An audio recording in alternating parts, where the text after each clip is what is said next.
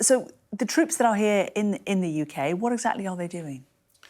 They're undertaking a very intense training program that's going to improve their effectiveness, but also their survivability in the battle that Ukraine is facing with Russia. Actually, Canada has, over the past several years, trained almost 39,000 Ukrainian soldiers, and we work very closely in collaboration with the United Kingdom. I had the opportunity yesterday to visit Lid, where both Canadian Armed Forces members and the United Kingdom Armed Forces members have been involved in the training. These are mostly civilians that have just been recruited into the Ukrainian Armed Forces. They come here to the UK. They undertake a very intense program. We saw some of their training yesterday. And yesterday we also saw a cohort of them who have recently graduated from that training program that are heading back and will be in the front lines in days and weeks. For those who aren't aware, of course, Canada has strong links to Ukraine. You have a really big Ukrainian diaspora even before this war. What extra funds have you been able to commit to the war effort there? Actually, Canada has been, I think, quite resolute in its support of Ukraine from the outset. And beginning in 2014 with the Russian aggression in the Donbass, we began to assist Ukraine in a number of different ways, including with the training of their armed forces.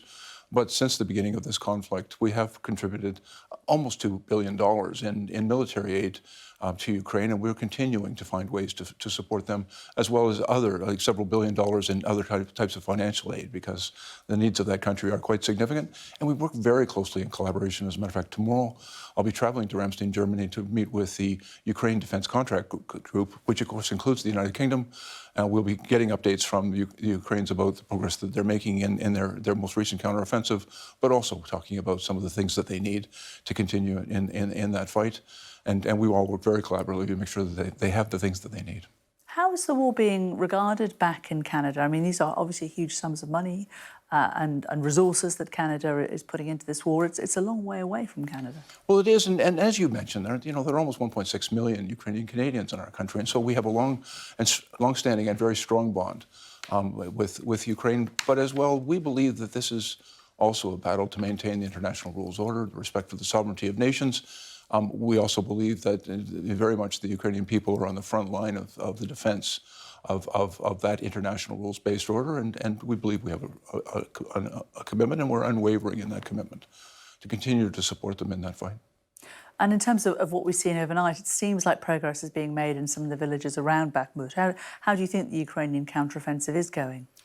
I think the Ukrainian counteroffensive has been really quite extraordinary, and I'm absolutely admiring of their resolve, and they're in a very difficult fight, and I think they've demonstrated to the world their commitment in the defense of their country, and frankly, Canada and all of our coalitions and partners are very proud to stand with them and to support them in that fight. How long, though, do you think you can keep up this level of support? This isn't a war that's going to be over in the next couple of months, isn't it? No, ma'am. It certainly is a difficult and challenging fight that the Ukrainians are in, but we are unwavering in our support. And we would like to see this come to a peaceful resolution, but we'll be there with Ukraine for as long as it takes. And we're having conversations now with the Ukrainian government and with our coalition partners on how we can develop sustained models of funding so that we can continue to make sure that we bring this to the proper resolution and protect that country.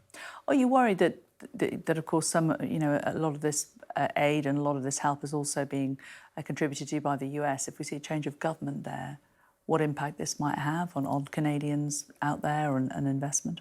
I will say that we have seen a remarkable commitment from among all of our coalition partners, including, of course, the United States, that has made very significant and important contributions. And in all of our discussions with our counterparts around the world, I believe that support is very strong and will continue to be.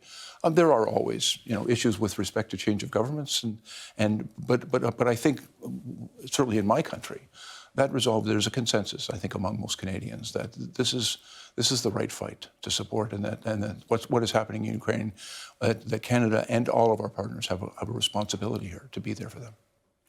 And finally, you're also due to meet our new Defence Secretary, Grant Shapps, today, I think. He's faced some criticism here in the UK for his lack of military experience when you compare him to his predecessor, Ben Wallace. What do you think of him so far? Well, I was very impressed with the defence policy update that the previous secretary released a few months ago, and I think it's a strong model for us. We can all learn from that. I'm really looking forward to working with Defense Secretary Shaps. Our relationship with the United Kingdom there's 150 years of collaboration between Canada and the United Kingdom. It's a proud and honored history that I hope that the Defense Secretary and I will be able to continue together.